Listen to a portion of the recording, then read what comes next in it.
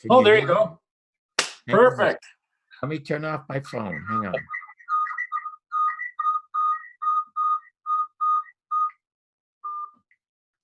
Okay, my phone is off. Can you still hear me? Oh, we're great. Can you hear me all right? Oh, yeah, that's perfect. Oh, Okay. what was the problem? I don't know, but nothing to read. Hey, my computer guy always tells me the first thing is reboot, right? So that's Well, solved everything for us. that's what I did. I restarted. So there you go. Okay, so if you're ready, I'm ready. Is there anything you want to stay away from? You don't sound like a guy No, that avoids any issues ever. no, whatever you ask, I will answer. I Okay. don't stay away from anything. And what? It's 10 after 12 or what? Do till 1 o'clock or 10 after 1? Yeah, that'd be fine. Okay, whatever's comfortable for you.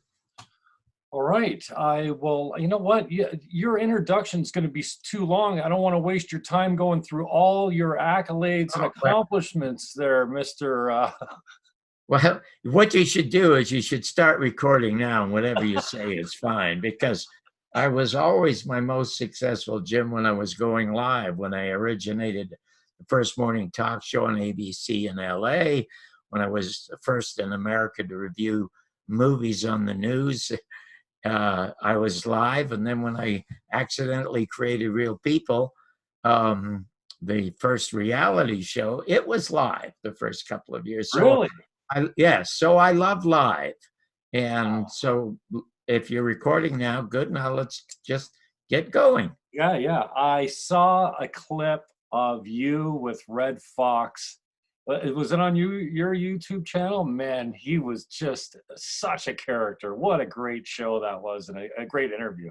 Oh, well, thank you so much. As a matter of fact, Redd Foxx was my mentor when I started as a stand-up comic when I came down here from Toronto. I came from a very, very dysfunctional family long before it was popular. And I left Toronto when I was 17 to come down to Las Vegas originally to become a professional gambler. But when I eventually decided that I was going to do stand-up comedy because I wanted to do a talk show, because my hero was Jack Paar, who was by far the very greatest late-night talk show host in history. And what he did is he did an opening monologue. So when I started, my wife, whom I met during my second professional performance at the Hungry Eye in San Francisco, she was Earl Father Hines' band singer. Earl Father Hines is the godfather of jazz pianists. He was in Louis Armstrong's sextet, but he didn't like Louis's lifestyle, even though he loved his music. He went to San Francisco, created a big band, and my wife became his singer. And she also, because of that close association, became close friend of Redd Foxx and Dick Gregory. And it was Dick Gregory who did the liner notes of my first album called It's Tough to Be White. But when I got my first real talk show, he was the second person I booked, Jim, was Redd Foxx. Wow. If you want me to tell you who the first person was, I'd be happy to tell you that story too. So anything you want to ask me, I'd be happy to tell you.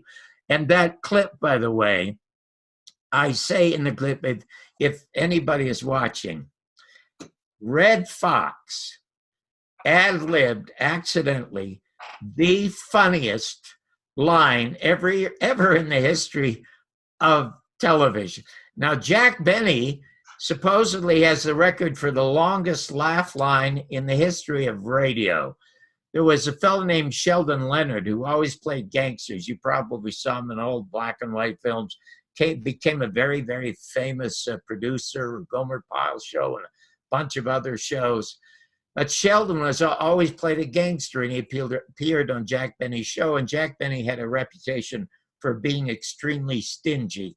And on this one show, he's walking down the street, and this gangster, Sheldon Leonard, pulls a gun and says, "Your money, life." And then there's a long, long pause. And then he repeats, "Your money or your life." Another long pause.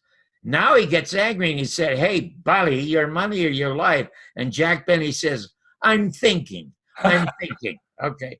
Well, Redd, when he came on the show, people were afraid to put him on television because he made his living doing party records in the Chitlin circuit. That's what they call the black entertainment circuit at the time. And nobody would put him on because he was filthy, but he was funny. And often he was extremely clean, unbelievably witty. He and Jackie Mason were the two wittiest ad-libbers I ever knew. Anyway, he used to do a routine about black power and white power. And he said he did not care about black power or white power. He said he just worried about green power. And then he said, because if you have the green, you can buy the places where the whites and blacks hold their meetings, which was really funny. If you go to my site, or you can Google Redd Foxx on John Barbour Show, or go to www.johnbarbersworld.com. You can see a lot of unbelievable stuff, even when I was on with Sinatra, on with Dean Martin, and all the rest of it. I knew Redd's act very, very, very well. And when he came on the show, you know, Jim, what they call those short or long pants that Scottish golfers wear, and they have their socks and their pants are tucked in. I don't want to. You know what they're called? Yeah, I don't. No. Okay, they're called knickers. Okay, so that's anyway, fan from YouTube. Yeah. Okay, they're just called knickers. Nickers. So when I introduce Redd and you see him walk out, he's dressed beautifully, but he's wearing these knickers. And we had another comic on who ran over to him and tugged at his pants like that and said, "What's this? What's this?" So Redd said, "I was down south in Mississippi and I heard them saying knickers all the time, so I bought me a pair."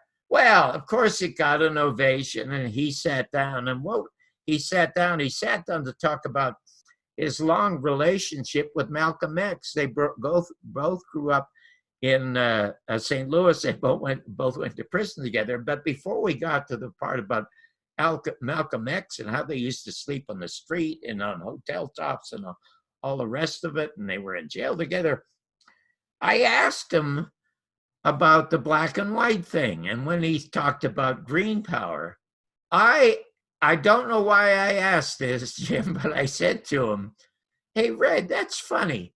Why do you think money is colored green?" Now, anybody else would have been absolutely and totally stumped, and I was embarrassed and ashamed of myself because I thought, God, I'm going to ruin the guy's act. Without missing a beat, he says, "That's because Jews pick it before it gets ripe." Well, you could almost... We couldn't continue with the show. The laughter was so loud. People literally fell on the floor, pounding the floor. And Jack Harder, who was the other comic, when the laughs died down, he'd pull out a $20 bill and start waving it. I picked some. So anyway, it's a wonderful moment. And as a result of that, it led to his being seen by Norman Lear. He ended up with a small part in the movie and ended up doing Sanford and Son. Sanford and Son was a ripoff of or an adaptation. I hate to say that Norman Lear and Bud Yorkin ripped off anything, but it was called Steptoe and Son in England, and they adapted it to Redd Foxx. Well, Sanford is Redd's real name. His real name is John Sanford.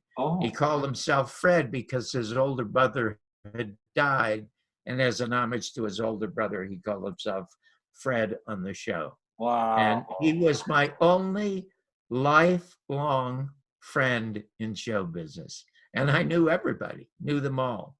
Wow. But he was, he and Harlan Ellison and Neil Simon, the playwright. Now, do you know who our Harlan Ellison is? No. Harlan Ellison. Do you know who Nabokov and Ray Bradbury are? Bradbury, yeah. Okay. Well, that trio they comprised the greatest science fiction writers in America. And that was Nabokov, Ray Bradbury, and Harlan Ellison. Now, Harlan Ellison, when I was a comic, I ended up getting on the Merv Griffin show on Westinghouse. You remember the old Merv Griffin show? I do. Just barely. Yeah. I have to talk to hosts who are a lot older than you after this. But in any event, Merv Griffin had the second most successful talk show. Carson, of course, had the first with the Tonight Show, and Merv Griffin was sponsored by Westinghouse. He was so successful, CBS hired him away to do a late night show. I had been a regular on Merv's show, and he had tried to produce a show with me on ABC. He was going to host, I was going to get my first talk show on ABC, but a very smart manager by the name of Jack Rollins, who managed Woody Allen, also managed Dick Cavett, and happened to weasel me out and get Dick Cavett on. But in any event, when Merv went to CBS, he recommended me as his replacement.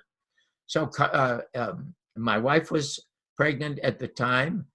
She was about 7 or 8 months pregnant with a child, I must say, I never wanted. And the reason I never wanted, because I came from such a bad family, I didn't know what kind of father I was going to be, but why I happened to give my wife a child what she wanted. I wanted show business. She wanted a child. I'll tell you that story in a little bit because it's a very nice story. Anyway, I substituted for Merv one night. And my ratings were almost as high or higher than Merv's because I did a stand-up. And Merv would just sing. He was Freddie Martin's band singer at one time.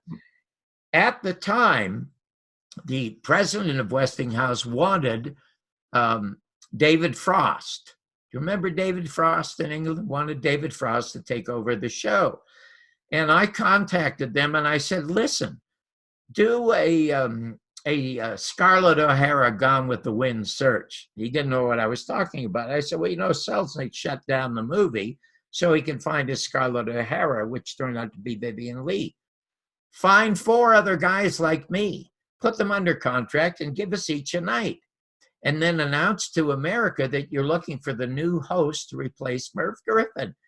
And it'll be a monster hit because you cannot have an Englishman hosting an American show with all the controversy that's going on in the country. But anyway, the reason they picked David Frost is they could go to England, they could go to 10 Downing Street or Buckingham Palace. And so they signed David Frost. Well, I got a call from a guy named Chuck Young, who was the general manager of the Channel 11 station in Los Angeles, the guy who put Joe Pine on television, who was America's first angry man.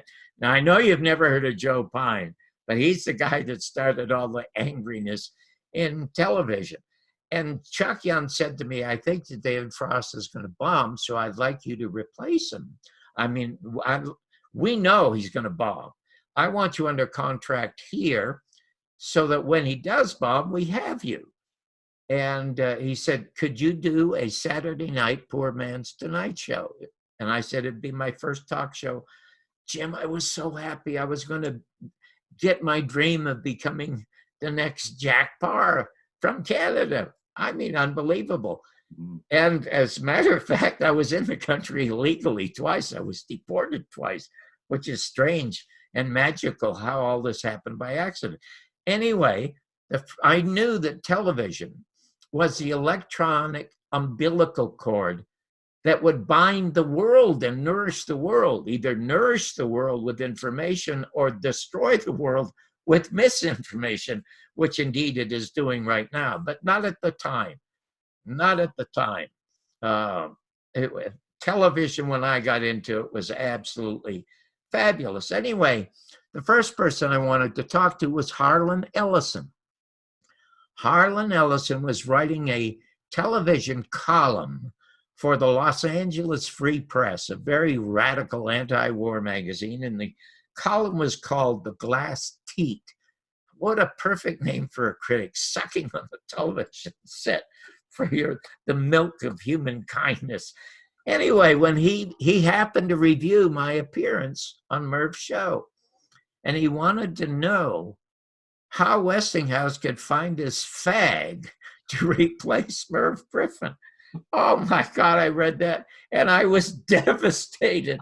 But I kept reading, and God, could that guy write? It was really funny. I mean, it was hilarious. So my producer was Bill Walker, and I said, Bill, we've got to have a regular every Saturday for 5 or 10 minutes just to talk about television. He said, what a great idea. Who do you want? And I said, Harlan Ellison. Oh, God, you got to be kidding. I'm not calling him. I said, well, I'll call him. So I looked in the yellow pages. There was his number. I dialed. It answered on the first ring. This very angry voice said, yeah? And I said, Harlan, this is John Barbour. And he said, oh, shit. And I said, oh, wait a minute. You've already said that in writing.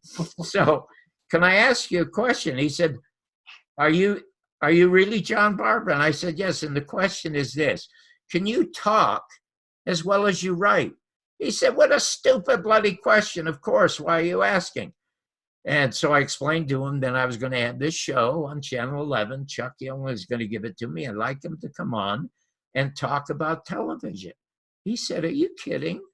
He said, I'm not going to change my comments or opinion about your performance at Merv Show. I said, I don't care. You can bring it up. It's great television. I said, a matter of fact, the greatest radio shows were Fred Allen and Jack Benny, and they always were attacking one another. So people used to tune in to see what they would say and how they would insult each other. Anyway, he comes on the show. Everybody in town knows who Harlan Ellison is. He writes the best Star Trek scripts. He wrote that they stole the idea of the terminal. What's that Arnold Schwarzenegger movie? Terminator. The Terminator? Yeah, a quick story about this. You know, he wrote a short story called The Terminator, and Paramount stole it, turned it into a script, and it made Schwarzenegger a star. And so he hired a lawyer to sue. Everybody in town, including his wife, his agent, his manager, publicist, don't sue, you'll never work again. He said, I'm going to sue. And he sued, and he won the suit. And it was so big, Jim, he could afford to take out a huge billboard at Sunset Boulevard in Doheny in Hollywood, a big sign that said, I beat the bastards. And he never worked so much in his life because Hollywood only loves winners. So there you go. Anyway, everybody in town knew who he was, knew what he had said about me, so they tuned in to watch the show. We got a great rating. It was a wonderful show. Chuck calls me on Monday, and he's giggling. And he said, John, gosh, congratulations. I mean, that was just wonderful. Surprised to see that the show did so well because you're really not that well known. Even you're on Merv's show and Dean's show and a few others. Not many people know you, but they know you now thanks to what you're giggling. And he said, oh, you'll never guess who was just in my office. And I said, who? He said, Harlan. I said, oh, terrific. Are you going to give him a show? And he said, no, don't be silly. I said, you've got to give the guy a show. I mean, television is really important, and nobody's more articulate or savage than he is. And he says, no, I'm not giving him a show because the show he wants is yours. He thinks you're lousy. Now, okay, so my show goes for 8 weeks and is canceled because evidently David Frost is doing okay. Jim, from that point on, every talk show I did after that, the first person I called to be on my show was Harlan Ellison. Wow, that's a great story. How much do you think your comedy today would pass? Like if you stood up and did what you did in, what was it, 1965? You did your act there. It's Tough Being White. Yes, that was like today's Netflix special, a live recorded to comedy album, right? Like to vinyl, was it not? Yes, and you know, I must say that political correctness is really bad in my country, the United States now. But I was in Canada recently, You know what? I was just going to say it's a whole lot worse up there. It is. Because, first of all, the firing of the most interesting guy in the National Hockey League, except for a couple of hockey players, was Don Cherry. I mean, I could not understand what all the fuss was about and why they got rid of him. And somebody in Canada said, well, he was getting too much money. Rogers thought he was getting $1 million, or 800,000, which was too much money. And I said they should put a cap on his earnings. So I said, hang on a second. Has the government stepped in to put a cap on the Rogers earnings? No. I mean, that's one of the richest families in America. Don't be crazy. And I said, and the other thing that I hear, I won't mention his name. He's a very successful Canadian actor. He starred in a sitcom up there a while ago, and I don't want to get him in trouble. But he was telling me when I was in Toronto that a bunch of gay groups and women's groups and all kinds of political correctness groups are getting together to try to get Shakespeare out of the public schools. I mean, shame on Canada. Goodness gracious. And when I was back there, I have a friend of mine, Len Osanic, who you should have Len on your show. He comes out of Vancouver. He's the best researcher alive right now in broadcasting. It's called Black Op Radio. He's also a great musician, records a lot of bands in his studios. It's called Fiasco Brothers Studios. When I was there 3 weeks ago on my book tour, which went really, really well, by the way, I went down to watch one of his recording sessions, and there are 5 musicians sitting around arguing about the fact that there's so much coverage on Canadian television about the fact that Trudeau, years ago, as a youngster, in some kind of Halloween show or some kind of makeup show, just a party for the evening, dressed in blackface.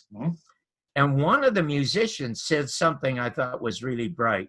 He said, you know, the problem now is our media is becoming too Americanized, which is so true because there's absolutely no more freedom of press in the United States, which I'll get into in a minute.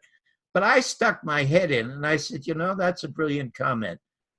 And, you know, I'll tell you something. You guys are making a whole lot of fuss about Trudeau, your president, prime minister, who years ago, went around for one day in blackface. How do you think it's like for me in America? We got a president running around every day in orange face. So we don't have an orange ethnic group to offend, though. Yeah, well, the tough to be white stuff, if you go to my site, I must tell you, a lot of it is unbelievably topical today. Right. And there is absolutely and totally nothing that is offensive to blacks. As a quick sidebar to this story, when I recorded the album, there were only 2 people who would either talk to me about it or put it on the air. One was Bob Crane. You remember who Bob Crane was? Oh, yeah. Tell the folks who he was. Hogan's Heroes. Right. Okay, well, before he got Hogan's Heroes, he had the most popular talk radio show in Los Angeles, and he loved the album. And he called me and put me on the air, and we played excerpts from the album. And, of course, the LA Times said it was the worst taste album in history. So I sent the critic a note, and I said, you're supposed to listen to it, not eat it. And Joe Pine heard us, and Joe Pine, who hated everybody, here's a Marine who's lost a leg, hates the world. He started this thing called the Squawk Box, and he'd get people get up on his show and squawk about anything.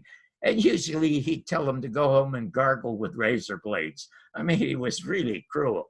But he had me on his show, and I got to play it. I had been booked into because Dick Gregory took the edge off of it by doing the liner notes. He loved the album. And that's why it started to get some traction. I was booked into the Playboy clubs. And I was booked into one in Miami. I was booked into one in Georgia. I was very, very successful. But before I get to LA, guess what? They have the Watts riots. And I mean, really, really bad. The city was shut down, and cops and National Guard were all over the place. So Lee Wolfberg was the manager at the Playboy Club. And I walk in there, and he's holding a magnum in his hand, like Clint Eastwood in Dirty Harry. He says, "You're not doing any of that tough to be white crap in this club tonight. You better find the stuff that you used to do on Merv Griffin that's safe. So you're not going to say a word, okay?" And he puts down the gun in the drawer, and that's it.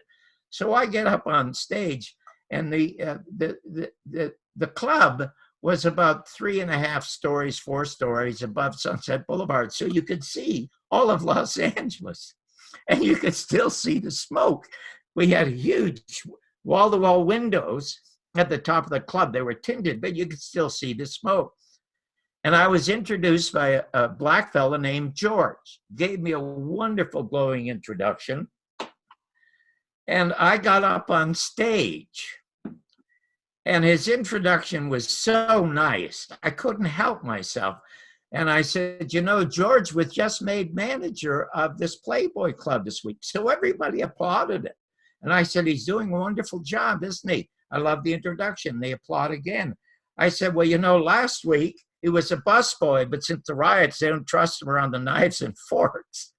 Well, the audience cheered, and he jumped up and down in joy at the joke. And then I looked out the window, and I said, "You know, I'm thinking of that old song as I look at Compton, smoke gets in your eyes." And then I said, "You know, it doesn't take much electricity to light up Los Angeles, just 1 watt." Well, again, there's huge applause. And I'm just ad-libbing this stuff. And I thought, they like it so much, I'm going to do the album. It was one of the first times I got half of a standing ovation. And I thought, my God, I'm going to be a star. I'm going to be a hit, because it was like Lenny Bruce, who became successful doing what they called sick humor with Lenny Bruce. And I got off stage, and there was Lee again with the damn magnum in his hand. And he's cursing at me. I'm not going to tell you what he said. He said, "You either change your act, or I'm going to shoot you," because we were going to shoot them. That's how bad it got. "Or you're not going to play here anymore."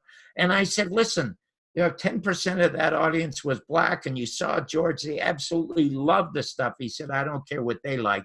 I don't like it, and you're not going to do it." I said, "What if I prove to you that black audiences love it?" He said, "I don't care what you do." I said, "You know what? I'm going to go do it in watts."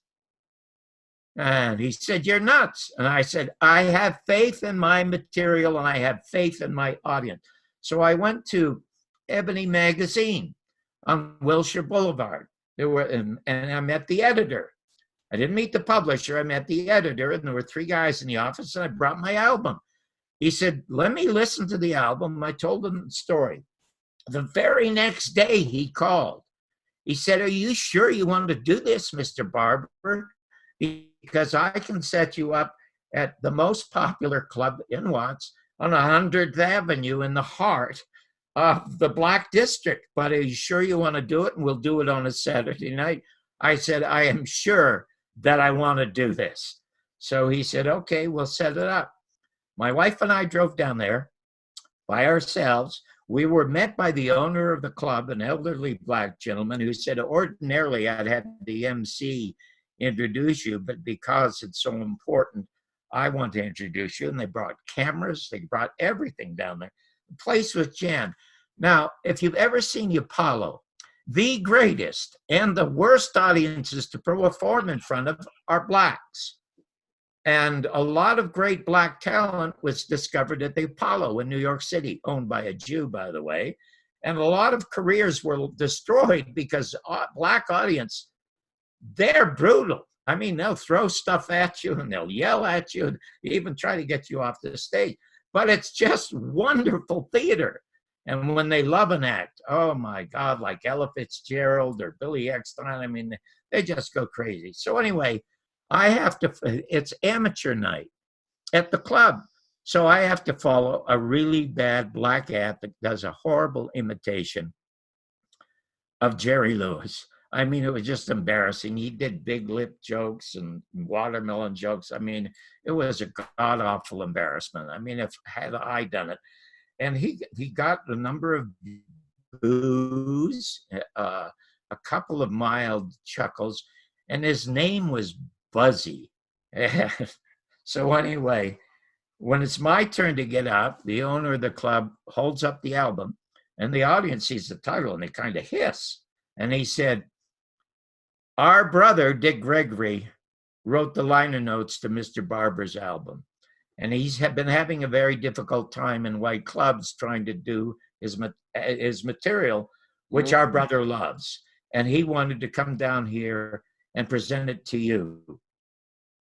And I want you to listen to what it is that he has to say." So I get up, and I tell you, I am so nervous. And one guy hollers out, "You having a tough time following Buzzy?" He said he was tough act to follow. And I said, "You know what? I'm not going to have as tough a time following Buzzy as the police do." Well, they just screamed. And then I started. It was the only really full standing audition that I got. So I go home and I think, now, Dick Gregory was made by accident, Jim. He was a sit-in at the Chicago Playboy Club for $50 for a private function. And a writer from Time magazine happened to be there, loved what Dick Gregory did, put one paragraph in Time magazine, and Dick Gregory became the Black Bob Hope. I mean, he was a monster star at the time. I thought that Ebony magazine would now do the same for me. Everybody loved it. I mean, there was such an ovation, and they took the film and the video and the audio. And I thought, oh my God, I just love this. I'm so excited about this, because now people won't think that I'm a bigot if I start doing the material. I wait 2 weeks, 3 weeks, and nothing happens. I never hear from them. So I called the editor, Jim, and I said, "Is it coming out?" And he said, "John, I've known for a week that it's not coming out, but I didn't have the heart to call you. So I was going to call you, honestly." And I said, "Why not? You saw the reaction." He said, "If I could publish it, I would right now." I think it's so important. But our owner said, "You're not publishing it because it rekindles conversation about racism. And so you're not going to publish it." So it was never published. And I thought my career as a comic is over. I never did the black tough to be white stuff again. But the very next day, I got a call from the producer of Art Linkletter's Talent Scouts. And he had heard about Watts. He had heard the album, and he called me. And he said, "Do you think you could do a few minutes of material that's not from your album?" And I said, "Yes." So I went down and auditioned. He put me on the air the next night. Now, have you ever heard of a comic named George Gobel? No, I don't think so. Oh, God, I need older hosts. Anyway, George Gobel. George Gobel had one of the most successful sitcoms ever in America. It's called The George Gobel Show. And he was sort of a country fellow, but God, he was funny. But he was a notorious drunk. And in order to make the show popular, even though Art Linkletter, a fellow Canadian, was hosting it, they would hire major stars to introduce the talent. So if there was a singer that was auditioning, they'd get Vic Damone, or they'd get Vicky Carr, somebody to introduce them. And introducing me a comic, they hired George Gobel to introduce me. So he came into my dressing to introduce himself, and he brought a bottle of bourbon and 2 glasses. And he said, "I came, kid, to help you celebrate your being on American television really, really for the first time. And so let's have a drink." And I said, "Mr. Gobel, I don't drink." He said, "I beg your pardon?" He said, "Why not?" I said, "First of all, it has to do with the drunks in my family. I don't want to get into that, but I don't drink, and I probably never will drink." And he said, how can you go out there alone? So he said, I'll toast it for you. Well, I did so well, Jim. I was one of only 2 acts ever brought back to Talent Scouts. And Art Linkler was so proud of that fact that he introduced me himself. And if you go to my site or you Google John Barbour on Talent Scouts, you will see the complete 8 or 9 minutes of that ad. And the opening line of it was when I started to become a comic, I was 30. I was in the country illegally, and I didn't know if I could write. I didn't even know if I was funny. So I got all the comedy albums, everybody's, Jonathan Winters, Mort Sauls, Lenny Bruce, Bob Newhart, who worked on the phone, and Shelley Berman, who did the phone. They were fabulous. But I couldn't be them because they were themselves, and they had a distinct identity. I had no identity. There was nothing unique about me as there was about them. And so I got a dozen joke books. And I read all the joke books, but the jokes that were good, everybody knew. So I said, I could do better than that. And in 10 minutes, I wrote my first 5 minutes. And the opening line was, hi, my name is John Barbour, and I'm being brought to you right now through the courtesy of the NAACP, which was a courageous thing to say at the time because they had all these sit-ins all around. And then I said, the National Association for the Advancement of Canadian People. And then I was off and running. So my entire act became my observations about America as coming from Canada. And that ended up being the album that was pressed to vinyl then? The Tough to Be White one I never did again after that because they wouldn't let me do any of it on television. Right. I've never done any of it on television. But it's more topical today than it was then. You think you could get away with doing it on TV today? You've seen Chappelle's show, probably. I mean, absolutely I could. If the people that would be the most nervous would be the white folks because I'm expressing a lot of what white folks are thinking, but don't want to say out loud. And I do it in a very, very funny way.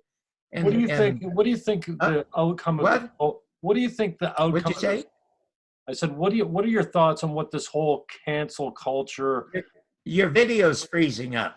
No, okay. It says my internet is unstable. I wondered. Your video was freezing up, so I didn't hear you. Yeah, I just wondered what you. Yeah, I can hear you now. What are your thoughts on this cancel culture and the politically correctness of today's? I mean, we've always had certain sensitivities. It seems to be goes in and out of subjects and people and whatever. But I mean, I agree with you. I like the days when we used to grind the hell out of each other, whether it was in the rink or on the playground or the sports field or whatever. I mean, it was, and at the end of the game, we're all just guys. So yeah, I just wonder what your thoughts are. You see, you could get away with doing it today, and Rogan's got an edge to him, and Chappelle, although he's black, can get away with, that specific racial slur. But it just seems like it's the death of, I really appreciate your thoughts on television because it seems like the death of television. When I hear you talk about the early days of TV, it sounds to me like it was a much more, I don't know, pure, for lack of a better description. It seemed like a pure. Well, the reason is, Jim, the reason is very simple. When the television box was invented, they had to have something to put on the air to sell these boxes. And what are they going to put on the air? Well, they go to all the old established vaudeville acts, Milton Berle and Jack Benny and Fred Allen, and they put them on the air. And then they realized, well, there are a lot of bright people on radio who are talkers. So they begin to put talkers on the air. They put they put Archbishop Fulton Sheen, a Catholic cardinal. They put him on the air, and he became the #1 show in America. He bumped off the #1 comic, who was Milton Berle.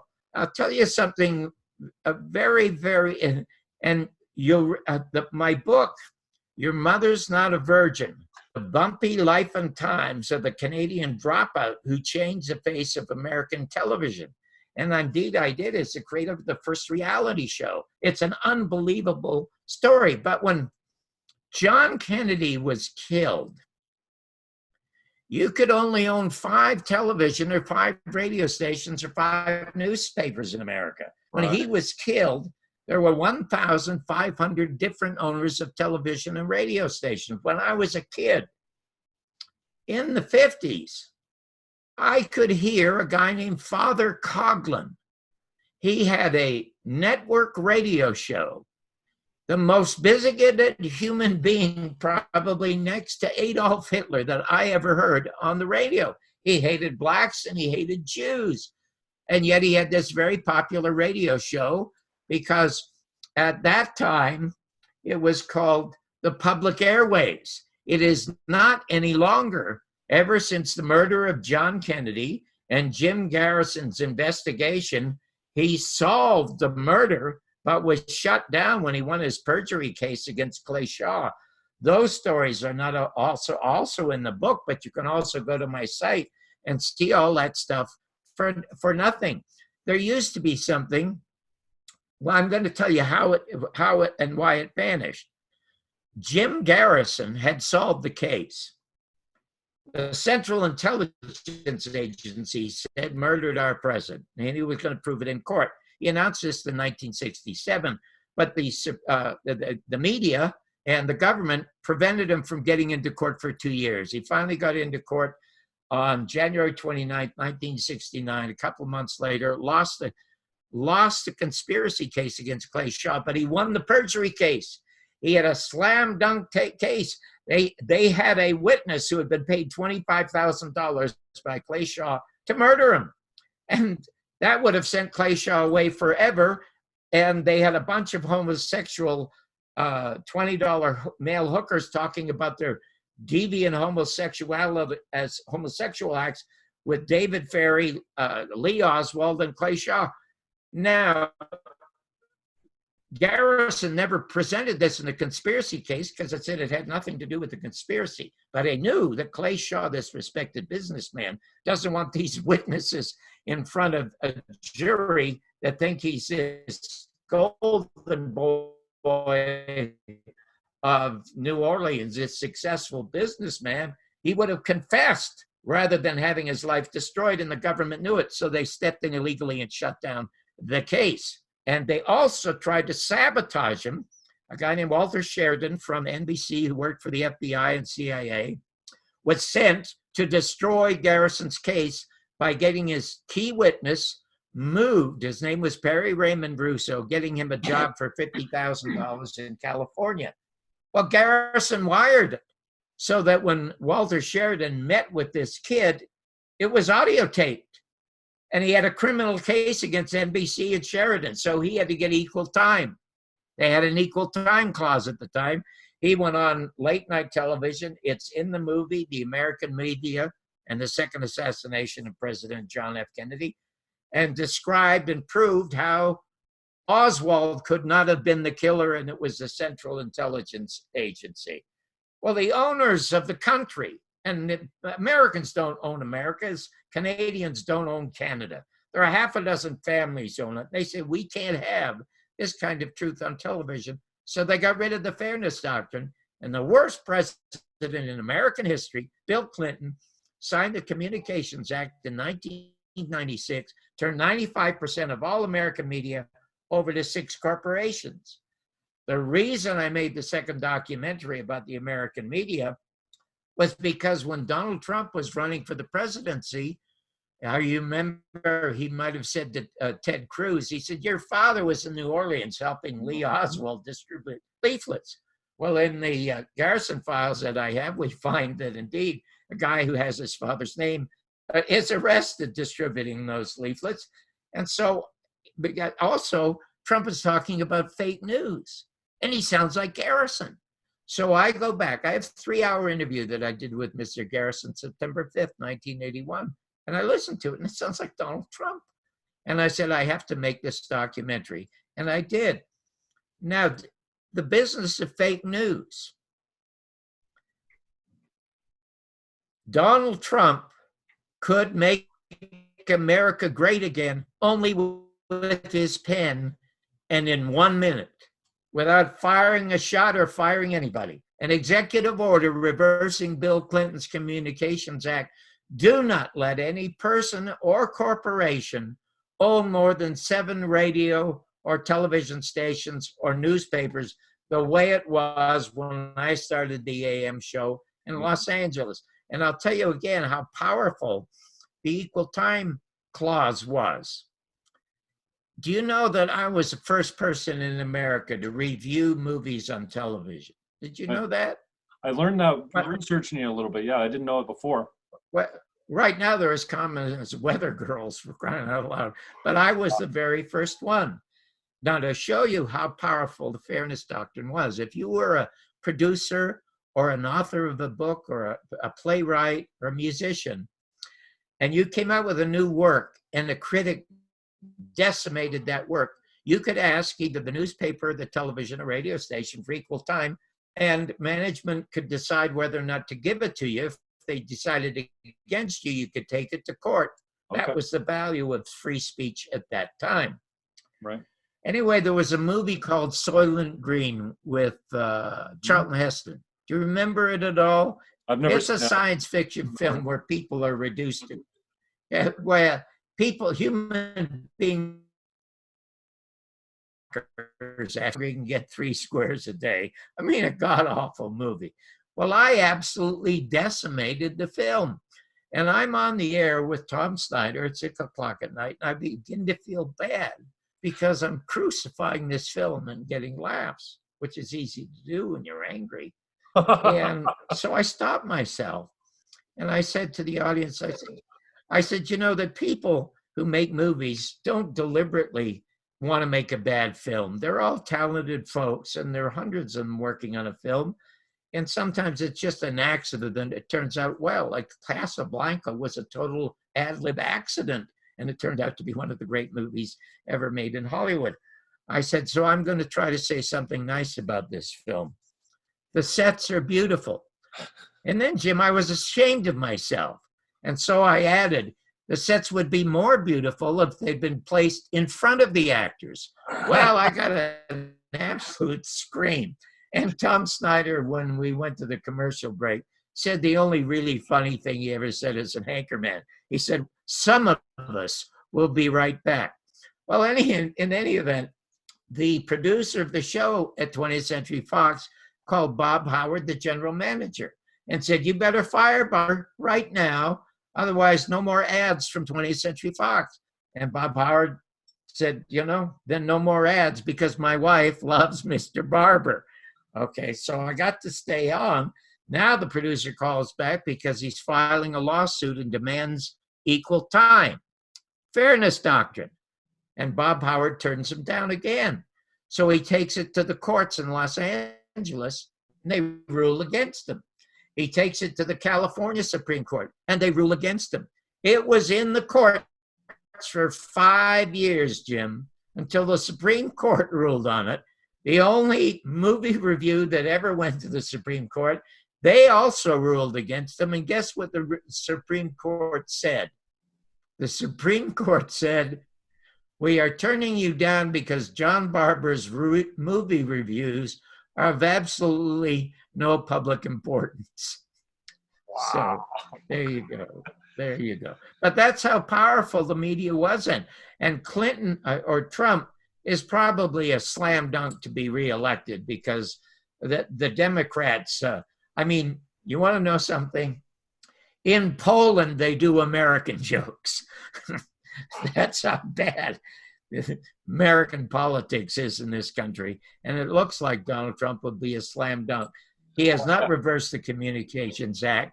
And I'll be very curious to find out if indeed he does once he has a mandate in the second term where nobody can get rid of him. And also, I must say, even though they have all this nonsense about impeachment, Donald Trump is the least impeachable president we've had in the last 40 years. Bill Clinton should have obviously been impeached, not only for his peccadillos, but he had 87 women and children murdered at Waco. And then you have George Bush with Iraq. There were no weapons of mass destruction in Iraq, destroyed that culture, and now we have 15 veterans committing suicide every day, shooting themselves instead of George Bush and Condoleezza Rice and these war criminals that started it. And then his father over Iran-Contra. Do you know that when Carter was president, he had already secured the release of the American hostages who were seized in Iran? And now that you had Ronald Reagan running as president, and you had the former head of the CIA, George Bush, running as vice president, he became traitorous. He went to the Iranians and said, don't release them until Mr. Reagan is elected and we'll give you a better deal. And it became known as Iran-Contra. Do you remember that? Do, yeah. Well, in the movie, you see him saying if people knew what we were up to, they would chase us down the street and hang us. And even Eisenhower, the beloved Eisenhower, who warned us about the military-industrial complex in his last speech before John Kennedy became president in 46 and had to take on that extremely evil force. I mean, Eisenhower, who was beloved and a general, could have shattered him into 1,000 pieces all by himself, but he didn't do that. And what few people know is that in 1952, Iran had one of the greatest democracies in America. They had elected a socialist named Mossadegh, who nationalized British petroleum because the English were taking 85% of Iran's oil. And he said they should only take half. And Eisenhower sat down with the Dulles brothers and said, you got to get rid of them. So the Central Intelligence Agency murdered them. And they murdered Salvador Allende, also in Chile. And so Richard Nixon should have been impeached and probably hung for that. For Donald Trump to make a phone call that is probably only politically incorrect is not an impeachable offense. They just don't like him because he is a totally unlikable human being. But that has nothing to do with what it is that he's doing. Yeah, the impeachment inquiry is profound. Just blows my mind because they have the transcript. You can see right there in black and white that there's not anything impeachable. That's it. That's it. That you're absolutely right. And of course this Russiagate nonsense. Now I hate to be coming to the defense of Donald Trump because I'm agnostic about Donald Trump, you know. Right. But the thing is that he has said a couple of wonderful things. One that was really, really quite human. He said it 3 weeks ago, and I hadn't heard talk like that since John Kennedy. You remember about a month or so ago, 6 weeks ago, there was a drone supposedly sent from Iran that blew up one of the Arabian refineries. Right. Donald Trump was on national television sitting down in front of his desk. And he said, you know, I just got a notice here from our Pentagon, and they gave me a list of 12 targets in Iran that I should attack because they sent the drone supposedly to blow up the refineries in Saudi Arabia.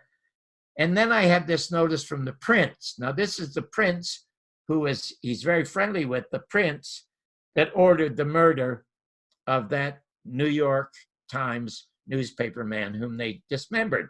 But he said they get a notice from him saying the missiles came from the north, so they must have come from Iran, and you should attack them. And Donald Trump takes his finger and he taps his desk and he says, you know, it'd be so easy to push a button and it's over with. He says, but I'm not going to murder thousands of innocent people when we don't know that this came from Iran. That's the first time since John Kennedy, the first time a president of the United States has stood up to the overblown and bloated military-industrial complex. It got John Kennedy's head blown off in Dallas because he was withdrawing the 12,000 advisors monthly from Vietnam. That's what got him shot in Dallas. But in the film, Jim, something interesting is said by Jim Garrison.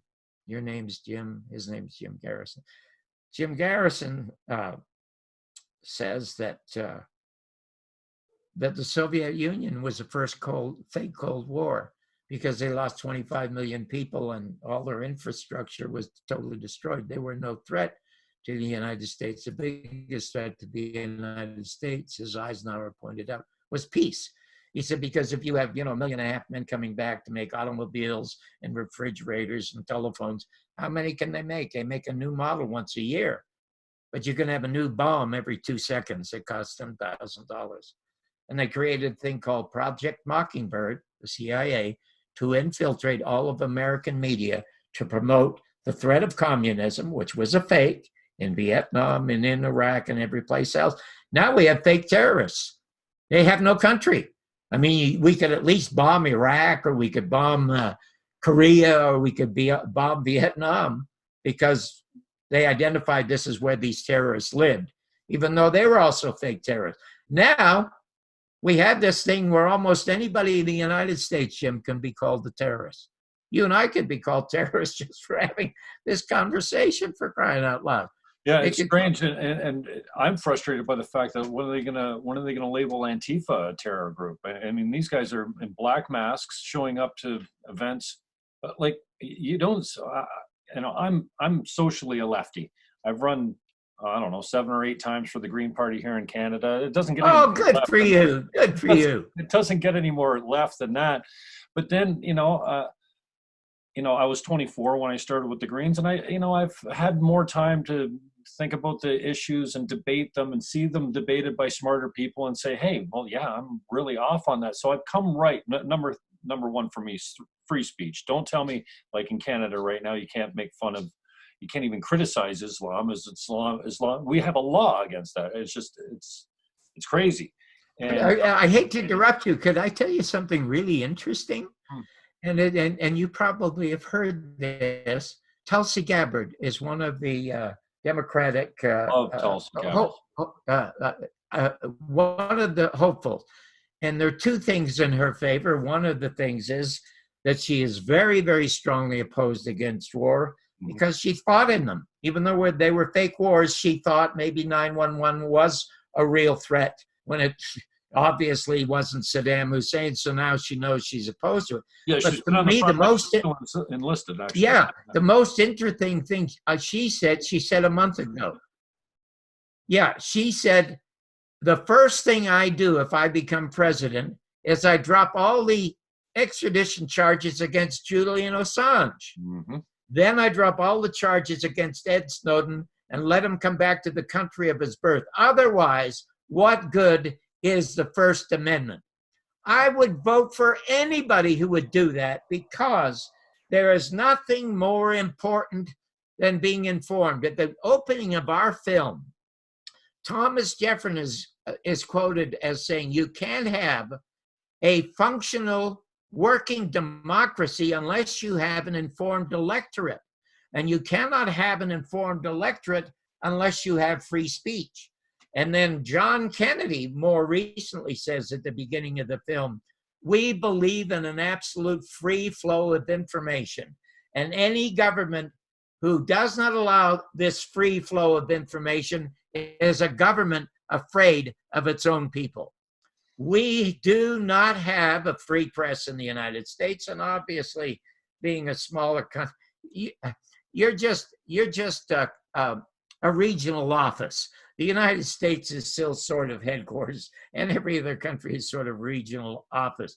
But I was expecting a whole lot more freedom of speech when I was up there in Canada. Now, I look upon the internet the way I look on a box of Cracker Jacks. It's full of nuts, and it's full of corn, but at the bottom of the box are a couple of prizes. And you can find them, and you're one of them. And there are dozens of others like you. I think there's somebody up there called Pretty Polly, or what's her name, Amazing Polly, or something like that. I don't know if she's right wing or left wing. It doesn't matter. She's free speech wing. And that's the only wing that we need to be concerned about. So anyway, Second Amendment, I'm so delighted that you had me on your show. And we must do this again. Can I plug my book again? Absolutely. Go ahead. Yeah, absolutely, Mr. Barbour. Go ahead. Plug it. Okay. It's called Your Mother's Not a Virgin. Bumpy Life and Times of the Canadian Dropout Who Changed the Face of American Television. And it is the fellow that did the forward to the book. His name is Donald Jeffries, a brilliant writer. Oh my God, it's 700 something pages. Wait a second, I got to tell you, this story. There is, okay. John, I've I got to bet tell that, you this because it's true. after every It- story, there's a. Wait a second, I just got to tell you this one more story. You can tell stories all day, John. Yeah. Well, the thing, yeah. Well, there are no chapters in the book. Okay. It's all done as a series of columns. Now, let's say you love Lenny Bruce and you want to know about Lenny Bruce. You can just go to Lenny Bruce and read it.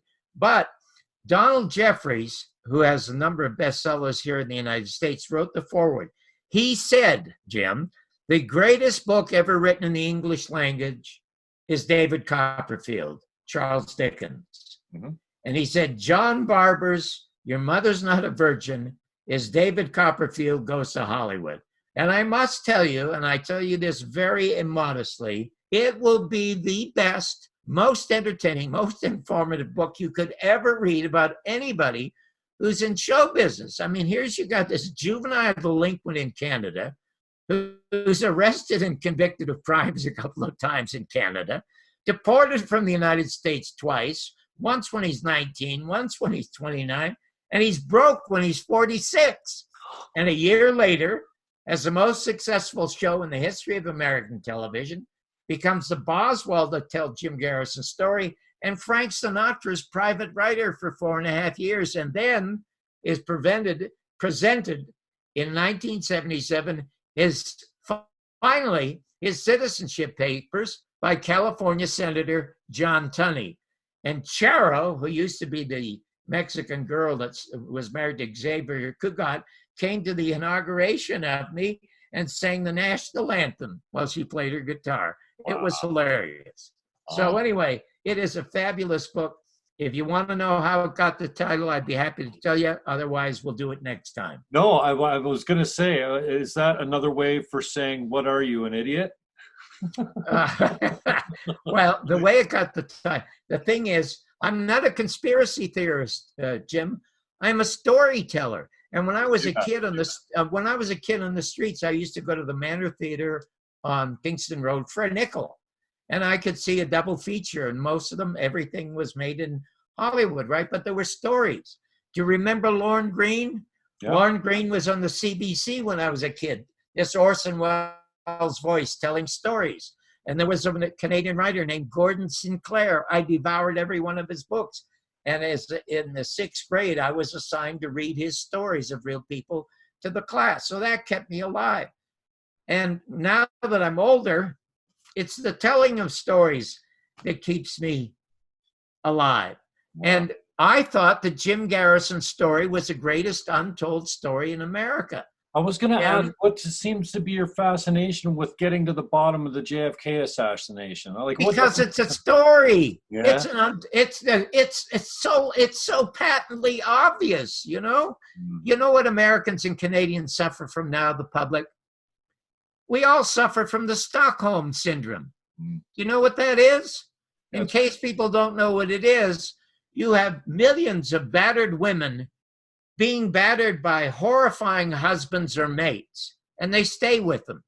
And psychiatrists call it the Stockholm Syndrome. We have, in the United States, a totally inept, corrupt government. And Donald Trump was elected. First of all, his big advantage was it wasn't Hillary Clinton. I've had 2 friends move from the United States before the last election because they thought Hillary was going to win. So, and they're still out of the country. So there you go. And people that I play golf with who voted for Trump say it's the lesser of 2 evils. Why vote for an evil at all? Don't vote at all. Boycott the election. Wouldn't it be wonderful if 90% of all Canadians, Americans boycotted the elections and let the 1% fight over it? You would find the 1% would be so terrified. They'd think, oh my God, there's going to be another French Revolution and they're going to bring out guillotines to us. We better change and improve the system. That's the only way it'll be improved. It'll never be improved by a president because a president doesn't run the country. Anyway, when Garrison lost the case, it was over for me. Okay, so what? I believe the government. I want to come to this country. I believe in this country and Frank Capra and Jimmy Stewart movies, you know. Mr. Smith Goes to Washington. I love the place. I love the people here. I love the performers here, everything about it. It was headquarters. So I forgot about it. I was in a bookstore, Edmonds Used Bookstore on Hollywood Boulevard, across from my favorite restaurant, Musso and Frank's. And there was a book called Heritage of Stone, written by this guy, Jim Garrison. So I start to read it, and I'm stunned. I'm spellbound. 4 hours I stand and read the entire book. I learned that the Zapruder film has to go to the Supreme Court because Time Life won't release it to Garrison for his trial to show a jury in New Orleans. And then there's a doctor named Fink, the only forensic pathologist at the non-autopsy of John Kennedy at Bethesda.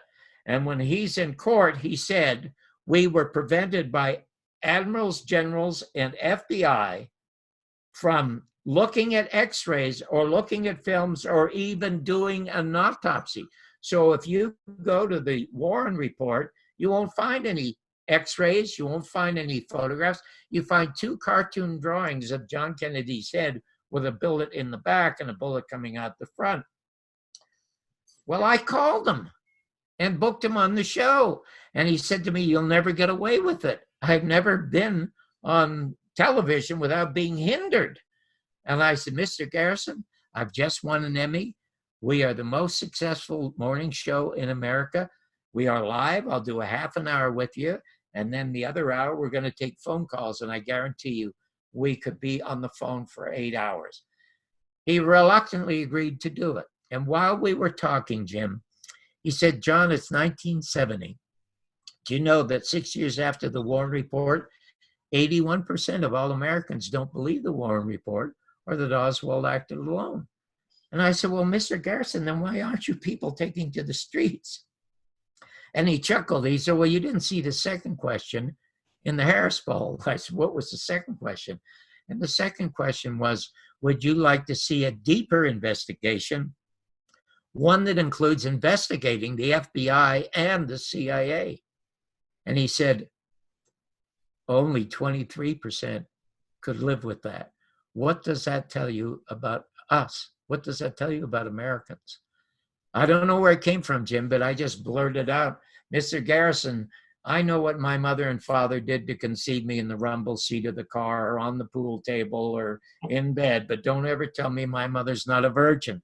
Well, he howled, and he said, you sound like my favorite American writer, Mark Twain, who said, it's easier to fool people than to convince them they have been fooled. And John, we've been fooled since November 22nd, 1963.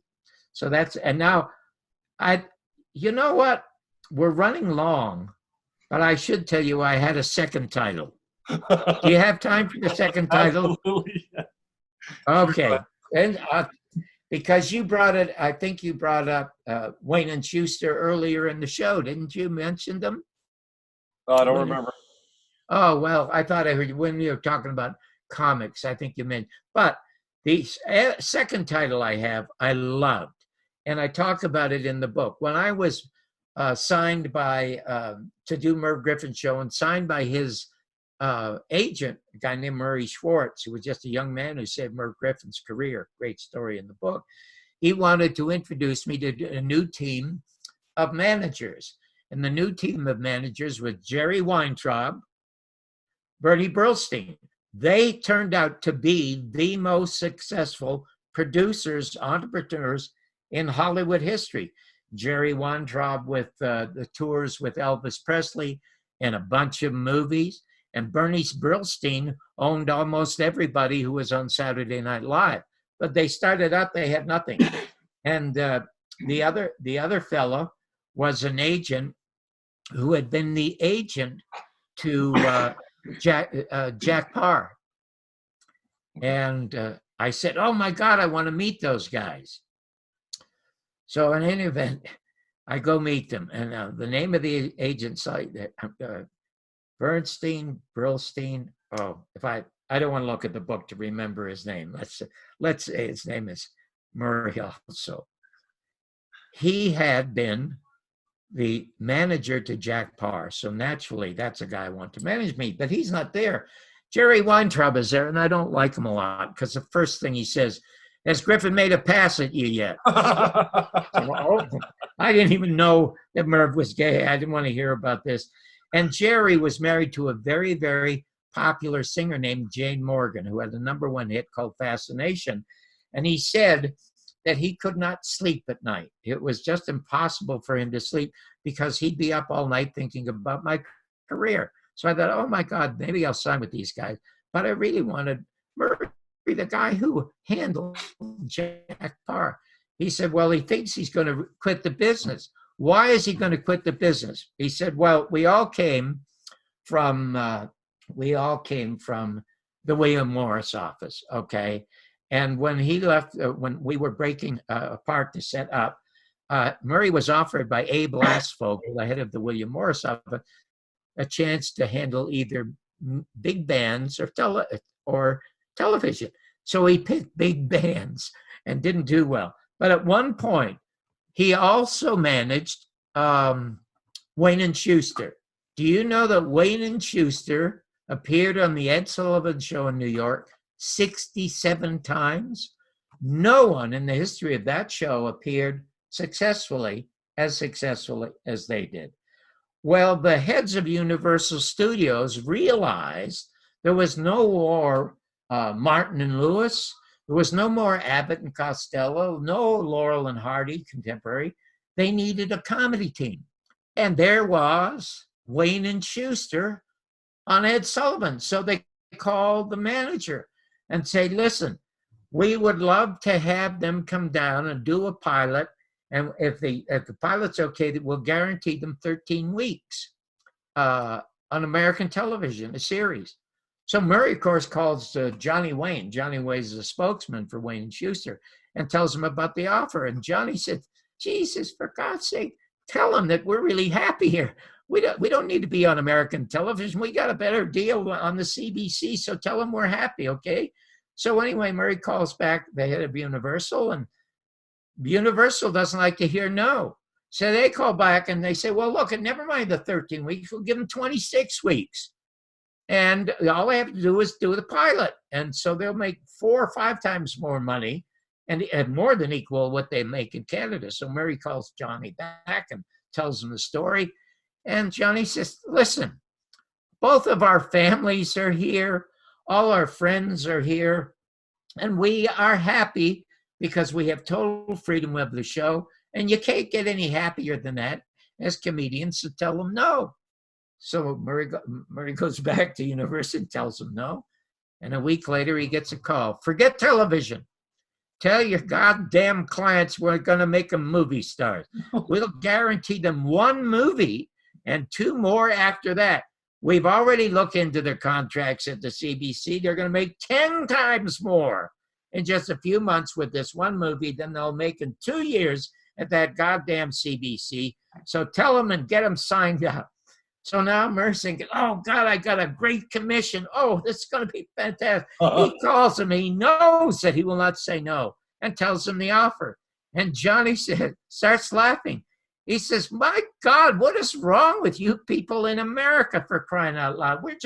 Now we have some grandchildren. And we want our grandchildren to go to Canadian schools. We don't want them to go to American schools. Can't you see? We are happy here.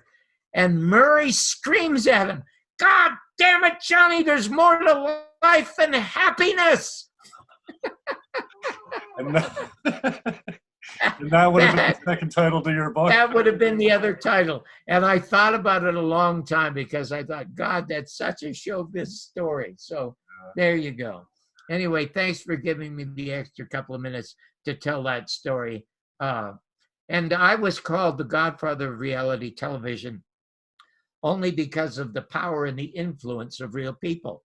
Aside from getting half of all the people watching television when it was on, I played a major role in getting that Vietnam Memorial Wall built in Washington, D.C. We got the Missing Children's Act passed for John Walsh, whose son Adams was beheaded and dismembered in Florida, taken from a shopping mall. and we got a presidential citation for Ronald Reagan for the Navajo Code Talkers.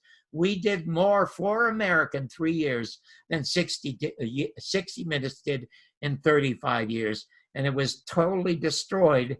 You will read about the birth and the terrible destruction of the show by greed and ego in the book. So I take credit and take bows for being called the Godfather of reality television, but I would stay away from it now, Jim, because when I got into television, you had to have a modicum of intelligence, a modicum of humanity, and a modicum of a personality. All of these three traits now would keep you unemployed in American television. The only thing you need now in reality television, as you know from some of the shows I saw in Canada, all you need is an absence of shame. And reality television in the beginning was like the greatest bottle of wine. You uncork it and you leave it out there for 30 years, it turned to vinegar. I watched a episode with Terry Fox. Man, it had me choked up. Terry Fox was alive when I was younger, obviously, and I remember it very well. But wow, he was so young and just so real. And I watched real people. I don't know if it was my parents or me and my brother that watched it, but it was huge in Canada. I can't remember what night it was on, but we never missed it. I think it was on Wednesday night. It was huge in Canada. As a matter of fact, I went up there to do a story about some priests who played hockey. Of course, I'm a hockey junkie, and I'm going to go and tell this story. I got off the train, and there were 1,000 people. We were like the Beatles, for crying out loud. Jeez. It was just unbelievable. Unbelievable. And it was often difficult sometimes when we got to be well known to shoot in public because the crowds would become enormous. And I'm the only one in the history of Yankee Stadium who ever videotaped in Yankee Stadium without getting a license or permit to do so. Yeah. John Barbour, thank you so much. And thank you to John Pantalon, who's a friend of yours on Facebook, that suggested I get a hold of you and that you'd be open to doing a discussion. And then, wow, so generous with your time and the availability. I really appreciate it, John. And John Pantalon, that recommended that you come on the show, was also right. He told me before I interviewed you today, I think this one's going to be a two-parter. That's funny. What you need to do for me is you have to friend me on Facebook, then message. One of the things that about Facebook, they had a CAPA conference. CAPA is Citizens Against Political Assassinations in Dallas. They had it on Friday. The key speaker was Oliver Stone. If you go, what I want you to do, I want you to Google an early Christmas gift from Oliver Stone. Oh, I saw it, but the audio. Because Oliver Stone was videotaped by somebody who had a camera. Yeah, the audio is not very good, but you can hear it. Right. And he endorses the film. But what I want you to do is send me your address so I can send you an autographed copy of the book. Oh, I appreciate that, Mr. Barbour. Thank you very much. And I will touch you up again. Sorry about the technical issues. We got a late start today. You're more than welcome. Now your video is frozen, and now your audio is freezing. Okay, Mr. Barbour. Thanks for your time. I appreciate it. Be well. We'll talk soon, okay? Are we done? Yeah, we're done. We're all done. Right. Okay. Your video is freezing, and I can't hear you. Okay. We'll talk soon. I'm going to cut it. Sorry, John. I hate to cut you. Well, hate to do you like that, Mr. Barbour. I have to say goodbye.